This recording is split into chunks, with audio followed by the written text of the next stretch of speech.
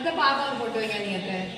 ஏன்டி முதல்ல பாப்பா வீட்டுக்கு வந்து போட்டு வைக்கலாம்னு சொல்றேன். இல்ல பாப்பா வந்து ரொம்ப வெயிட் கம்மியா இருக்குன்னு சொல்லி தான் அனுப்புனாங்க.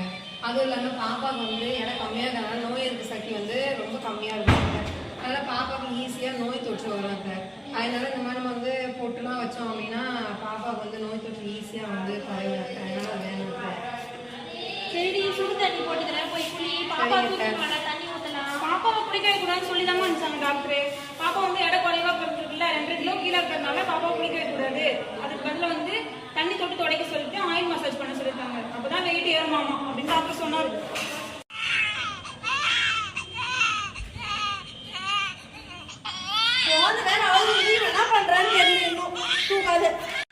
பாப்பா தூங்காதீங்க. இல்ல பாப்பா எண்ணெயோட கம்மியா இருக்கத்த இப்படியே வந்து கை விழாம தூங்குனீங்கன்னா அது வேற இன்ஃபெக்ஷன் ஆயிரத்த.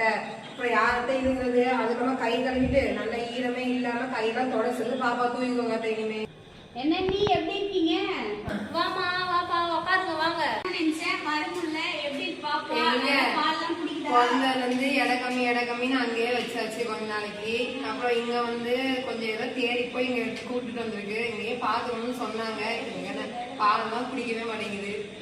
பால் குடிக்க தெரியாதுமா. ஃபர்ஸ்ட் ஸ்டார்டிங்ல அப்படிதான் இருக்கும். அது குடிக்கலன்னா அழகா பாலடை எடுத்து பால் பீச்சி அடிக்கடி குடு. சரியா?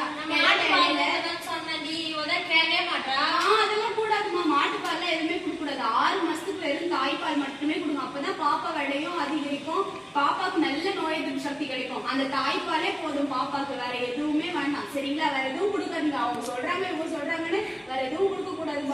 சரியா? தடுப்பூசி எல்லாம் போட்டீங்களா? அது எங்க அதான் பாப்பா தான் வெயிட்டே ஏறலையே. வெயிட் ஏறினாதான் வந்து போகணும்னு சொல்லி விட்டாங்க. தடுப்பூசி எல்லாம் கரெக்டா போய் போட்டு வந்துருங்க. சரிங்கண்ணா. என்னம்மா பண்ற? பாப்பா என்ன பண்ணுது? இப்பதாங்க பாப்பாவை நெஞ்சில போட்டிருக்கேன் மார்பிள. பாப்பாக்கு நீ போய் ரெஸ்ட் எடுமா, பாப்பாவை நான் பாத்துக்கிறேன். குளிச்சுட்டு சாப்பிட்டுட்டு வாங்க, அதுக்கப்புறம் வந்து போட்டுக்கலாம். இப்பதான் போட்டேன் நானு. ஒரு 1/2 மணி நேரம் தான் ஆகும், 1 மணி நேரமாவது ஆகணும். 4 to 6 மணி நேரமாவது போடணும்ல. நீங்க போய் ஃபர்ஸ்ட் குளிச்சுட்டு வாங்க, அதுக்கப்புறம் போட்டுக்கலாங்க. நான் போய் குளிச்சுட்டு வரேன் அப்படின்னா. சரிம்மா அவன் குளிக்க போய்க்கிறவன்ல, பாப்பா பெட்ல போட்டு நீ சாப்பிடு வா. வந்தோடனே நான் அவங்ககிட்ட பாப்பாவை கொடுத்துட்டு அதுக்கப்புறம் வந்து நான் சாப்பிட்றேன். சரி இது போடுறதுனால என்னதான் நன்மை நமக்கு? இந்த மாதிரி நம்ம மார்பிள பாப்பாவை போடுறதுனால பாப்பாவோட எடை வந்து அந்த வெதுவெதுப்புல வந்து நல்ல எடை வந்து அதிகரிக்குங்க. அதுவும் இல்லாம நமக்கும் பாப்பாவுக்கும் ஒரு நல்ல பாச பிணைப்பு உருவாகுங்க. அதனாலதான் இந்த மாதிரி நம்ம போடுறோம். நீ மட்டும் போடுற, அப்ப உனக்கு மட்டும் தான் பாச பிணைப்பு கிடைக்குமா? எனக்கு கிடைக்காது. என் குழந்தை நானும் போடுறேன். கொடு.